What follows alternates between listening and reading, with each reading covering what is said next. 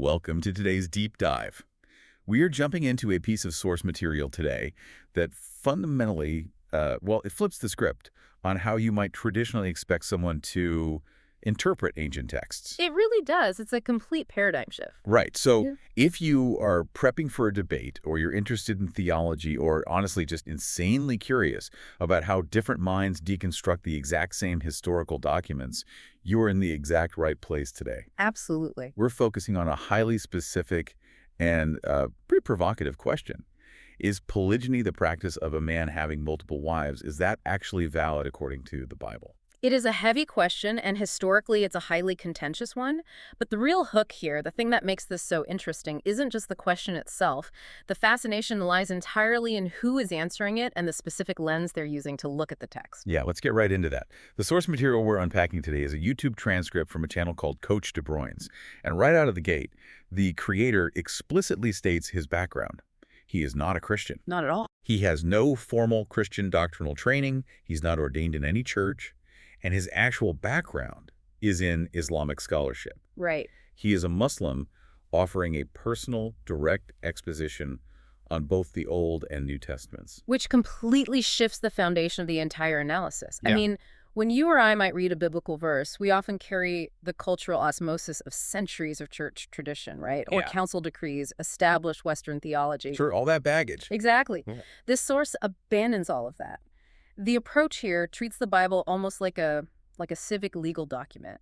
He's looking purely at what the words dictate about societal structure and family law. The creator even describes his own analytical approach as somewhat secularist. Which is a wild word choice for someone analyzing religious scripture. It is, yeah. Yeah. But it signals his intent. He wants to focus on pragmatic, earthly outcomes rather than, spiritual salvation. Right. Now, before we go any further, I want to set a very clear ground rule for our deep dive today. Because our source material touches on complex religious doctrines, highly debated interpretations, and obviously socially charged topics, our mission today is strictly to unpack these arguments impartially. Right. We are just mapping it out. Exactly. We are not here to endorse these viewpoints, nor are we here to take sides, whether that's theological, social, or political. Our goal is simply to present the intriguing logic and the very specific scriptural interpretations presented in this material so you can understand the argument. And that is a vital disclaimer for this kind of material. The creator himself actually notes that he isn't trying to convert anyone to a specific religion. He doesn't want to get steeped in Christian dogma. His stated goal is purely pragmatic. Yeah, he's looking for rules. Right. He's searching the text for rules that dictate what he calls a righteous lifestyle. In his view, creating stable families and reducing societal issues like adultery are universal goods. It doesn't matter if you are Christian, Muslim, Hindu, or atheist. He is analyzing the Bible strictly to see if its own internal logic supports polygyny as a valid, functioning tool for societal reform. Okay, let's unpack this. Where does an argument like this even begin? Because to build a legal framework, you need a cornerstone. The source anchors its entire methodological foundation on a single pivotal verse from the New Testament. Matthew 5.17. Yes, Matthew 5.17. This is the moment where Jesus is quoted as saying he did not come to abolish the law or the prophets, but to fulfill them. The text goes on to emphasize that until heaven and earth pass away, not an iota, not a single dot, will pass from the law until all is accomplished. And this specific interpretation of Matthew 5.1 is the linchpin of his entire thesis. To understand why this is so critical, you have to look at mainstream Christian theology. Right, the standard view. Exactly. Many modern Christian churches operate on the belief that the Old Testament lifestyle and civil laws have been abrogated. Canceled, essentially. Yeah, in theological terms, they were essentially canceled or fulfilled by the New Covenant, meaning dietary restrictions or ancient marital structures no longer actively apply to the modern believer. But the video's creator rejects that premise entirely. He takes that not a single dot phrasing incredibly literally. Incredibly literally. He argues that the ancient law remains entirely active and binding today. And the logic presented here creates a pretty stark ultimatum for the viewer. The argument suggests that if you take the approach that the Old Testament law has been canceled, then you can basically justify any modern behavior you want. Right. He's saying it's a slippery slope. Yeah, the source contends there is no point in seeing the Bible as a guiding text for your life if you casually dismiss its foundational structural laws just because they feel outdated. And the implication of that legalistic mindset is massive. Because if those laws still apply, if not a single dot has passed away, then Old Testament practices cannot simply be brushed aside as ancient history or primitive cultural norms. They have to be evaluated as bona fide, active biblical practices, Including polygyny. including polygyny. If the text's law is alive, and that law permits multiple wives, then polygyny remains a currently valid practice. That is the baseline assumption you're asked to accept before the deep dive into specific verses even begins. With that legal baseline established, the analysis moves into specific scriptural examples. And this is where we see a very pointed critique of the modern concept of marriage. The source brings up Isaiah 4.1. For those of you who might not have this one memorized, it describes a futuristic scenario where 7 women take hold of one man. Right, they tell him they'll eat their own food and provide their own clothes. Yes, asking only to be called by his name to take away their disgrace. What's fascinating here is how the creator unpacks both the linguistic nuances and the broader context of that verse. First, on a linguistic level, he leverages his background in Semitic languages and Middle Eastern culture to explain the use of the number 7. Because it doesn't necessarily mean exactly 7. Exactly. In these ancient languages, numbers like 7 aren't always meant to be taken as a literal head count. It is often an idiomatic expression meaning a lot. Think about how we use the phrase a million in English today. When you say, I've told you a million times, you don't mean exactly 1 million. Right, you just mean a large number. Yeah, so the verse is describing a scenario of a man taking on multiple wives. But the far more important analytical point relies on the verses immediately following this one. Because you might expect a scenario with 1 man and 7 women to be framed as a societal collapse, like a desperate measure during wartime. But the source argues the text doesn't describe a descent into chaos or sin at all. The creator points directly to the subsequent lines in Isaiah to paint a totally different picture. The very next verses describe the branch of the Lord being beautiful and glorious. It's a very positive imagery. Highly positive. The text details a surviving cleansed Jerusalem where God washes away filth, creating a cloud of smoke by day and a glowing, flaming fire by night, and putting a canopy of glory and shelter over Mount Zion. It is a description of an absolute ideal, an almost paradise-like restoration. So the argument drawn from this is that polygyny in the Bible is explicitly associated with the time of divine glory, cleansing, and sanctuary, rather than a time of depravity. Right. The source then uses that interpretation to completely turn the tables on modern sensibilities. If polygyny is associated with this biblical ideal of sheltering women, the creator asks, what is monogamy associated with? And this is where it gets really provocative. Yeah, the video posits that what we think of as standard marriage, what he calls enforced monogamy, is actually the root cause of societal depravity. This is one of the most massive historical claims made in the material. The creator asserts that enforced monogamy didn't originate from divine mandate, but rather from the civic customs of the Greco-Roman Empire. So it's a Roman invention, in his view. According to this view, yes. Roman law mandated one legal wife primarily to ensure clear bloodlines for the inheritance of patrician estates. However, because this system artificially restricted human nature, the source argues it directly begat widespread institutionalized prostitution, the keeping of mistresses, and eventually commonplace same-sex relations. The argument is essentially that Rome created a system where a man had one legal wife for public inheritance, but exploited countless other women without giving them any legal protections, financial security, or societal honor. Precisely. The creator draws a direct line from that Roman model of enforced monogamy to modern societal rot. He contrasts it heavily with his interpretation of the biblical ideal, where if a man takes multiple women, he must honorably shelter them under his name with full legal protections. Rather than treating them as disposable side pieces outside the bounds of marriage. Exactly. Which naturally leads to the next logical hurdle. Right. If you are listening to this and wondering how on earth someone derives modern social policy from Bronze Age texts, you have to ask about the mechanics. If the Bible permits multiple wives as part of a righteous lifestyle, does it actually tell you how to do it? You can't just run around, sleep with whoever you want, and call everyone your wife. Right. It's not a free-for-all. And the creator's answer to that is an emphatic yes. He argues the Bible is essentially a strict rulebook for this.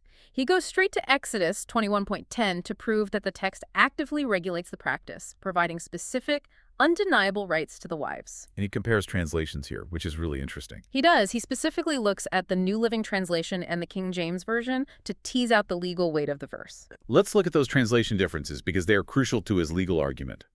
The core of the verse dictates what happens if a man takes another wife. The NLT translates it as a man who has a slave wife taking another wife for himself. Regardless of her status, the law strictly forbids him from neglecting the first wife. He has to provide for her. Right. The text lists 3 specific things he cannot diminish: her food, her clothing, and her sexual intimacy. And that third requirement is where the King James Version's translation becomes so important to the creator's thesis. The KJV translates sexual intimacy as her duty of marriage. The argument here hinges on the idea that the Bible isn't just mentioning polygyny in passing, it is explicitly legislating the massive responsibility that comes with it. You can't just ignore the first wife. Exactly. You cannot legally take a second wife if it means abandoning the basic human and marital rights of the first. You owe her food, shelter, and physical intimacy by law. That is a massive burden of responsibility placed on the man. And the legislation doesn't stop at daily care either. The source brings up Deuteronomy 21.15 through 17 to talk about the complex issue of inheritance. This is a really specific scenario. It is. The text introduces a highly specific scenario of a man who has 2 wives, where one is beloved and the other is unloved. This scenario perfectly illustrates the creator's focus on biblical fairness. In this legal hypothetical, both the beloved and the unloved wife bear the man's sons.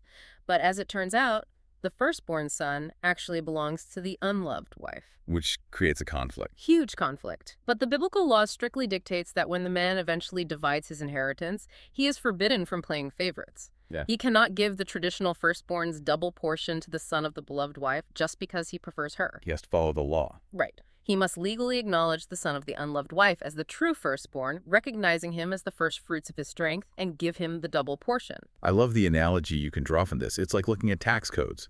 You don't write complex, highly specific tax laws for a business that is completely illegal to operate. The creator is asking a very pragmatic question.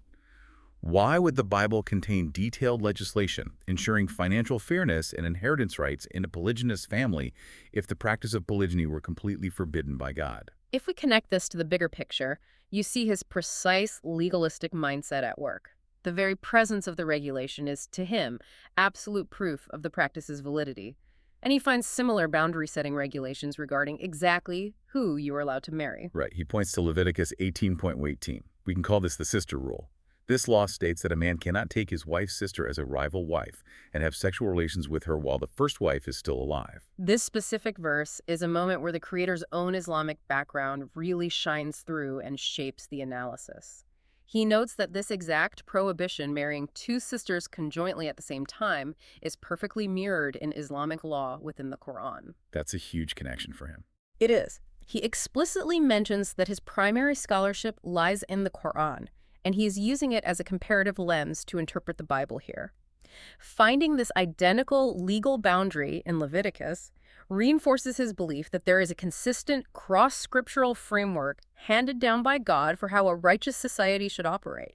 Now, if he is using these strict inheritance and provision laws to legitimize multiple wives, you have to wonder, at what point does the text actually consider these women wives in the first place? That's the real crux of it. Because he isn't talking about a modern church wedding with a white dress and a state-issued license. Yeah. To figure that out, he goes back to the very beginning, Genesis 2.24. This is the famous verse about a man leaving his father and mother, joining his wife, and the 2 becoming one flesh. Right. Based on this, the source presents a definition of marriage that would sound incredibly radical to a modern ear. He argues that, biblically speaking, marriage in principle is the act of sex. It is a profound shift in definition. He is arguing that the physical act of sleeping together is the legal threshold. When a man takes a woman to himself in that physical way, they become one flesh. Immediately. She instantly becomes a wife or a concubine, depending on the specific financial or societal agreement they made beforehand. He isn't talking about ceremonies. He is talking about the physical union triggering an immediate binding legal obligation under biblical law. Let's do a quick thought experiment on this, because the creator claims that if society actually recognized this definition, it would, quote, stop fornication dead in its tracks. Imagine modern dating culture under this rule. Every time 2 people decide to hook up, they would be legally, biblically married. Let's follow his logic on the implications of that. Imagine a man and a woman sleep together casually. Under this biblical definition, they must now consider themselves bound. If the relationship doesn't work out and they decide to just part ways and see other people, they can't simply walk away. They'd need a divorce. Right. They would be actively living in sin, committing adultery, unless they go through a formal, documented divorce process.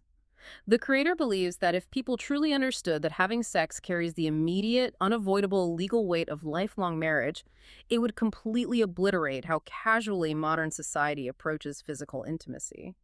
To back up this intense focus on the marital duty and physical union, he points to the New Testament, specifically 1 Corinthians 7:3 through 5. This is the passage instructing husbands and wives not to deprive each other sexually, except perhaps by mutual consent for a short time to pray. The reasoning given in the text is so that Satan won't tempt them due to a lack of self-control. And the creator emphasizes that the temptation mentioned there is specifically the temptation toward unlawful sexual relations outside the marriage boundary. The biblical framework, as he reads it, requires spouses to physically fulfill each other to prevent the societal breakdown that comes from infidelity. But when it comes to the dissolution of that bond, the rules of divorce, the text introduces a fascinating asymmetry. This is where we get to the strict parameters around divorce, found in Matthew 5:31 and 32. Jesus says that anyone who divorces his wife, except on the grounds of sexual immorality, brings adultery upon her, and anyone who marries a divorced woman commits adultery. The source acknowledges that divorce is greatly frowned upon in standard Christianity, but notes that this verse does technically allow it under the specific condition of sexual immorality. However, the creator zeroes in on the legal implication for the woman. Right, if she's unjustly divorced. Exactly. If a man divorces his wife without a sound biblical reason and she goes on to marry another man, the text says it is as if she commits adultery. From this, the analysis concludes that the Bible insists on strict monogamy for the woman. She is meant to be with only one man. But because the Creator has already established that a man can legally have multiple wives, the rules for him are different. If a married man sleeps with an unmarried woman, he isn't committing adultery against his first wife. Under this framework, he is simply taking a second wife or concubine. Exactly the point the source is driving at. The standard of strict, lifelong biological monogamy is universally applied to the woman throughout the texts, but it is not symmetrically applied to the man. The legal burdens are different. So what does this all mean? We have a creator with a background in Islamic scholarship, meticulously citing Exodus, Deuteronomy, Isaiah, and Matthew to build a cohesive legal case for biblical polygyny. Why? What is the driving force behind this intense cross-faith analysis? It all comes down to his self-proclaimed pragmatism. He explicitly tells his audience that he is not trying to become a Christian theologian. He is a Muslim, and he is entirely comfortable with his own faith. But he looks at the broader world, a world shared by Muslims, Christians, Jews, Hindus, and secular folks, and he sees a society suffering from broken homes, rampant adultery, and a lack of accountability. His overarching mission is purely societal reform. He believes that living a righteous lifestyle is paramount, and the social implications of how we organize our families are simply too vital to ignore. He actually makes a point of saying that what you believe in your heart, your specific theology, is a matter of private conviction between you and God. But how society is structured, how children are raised, and how men and women are legally protected, well, that affects absolutely everyone. He is willing to use whatever textual authority a person respects to convince them to live what he views as a stable, righteous life. If he is talking to a devout Christian, he will leverage the Bible to argue for these highly regulated family structures. If he were talking to a Hindu, he says he would happily use Hindu scriptures to do the exact same thing. It's a universal rule book to him. Exactly. He believes the Word of God is consistent across all these ancient texts when it comes to the practical, earthly rules of building a family and avoiding societal decay. He is basically searching for the ultimate rule book to engineer a better society, regardless of the theological wrapping paper it comes in. It is an incredibly unique and challenging way to engage with familiar texts. To synthesize this deep dive for you, we have been exploring a profoundly pragmatic argument today. The Creator uses strict, literal interpretations of Old Testament laws, viewing them as actively binding rather than historically abrogated, to argue that polygyny is not only permitted, but is a highly regulated, socially stabilizing practice in the Bible. By redefining marriage around the physical act of sex itself and emphasizing strict legal responsibilities for inheritance and provision, the source presents this ancient practice as a structured cure for modern societal depravity. This raises an important question, one that goes far beyond just the topic of polygyny or ancient law.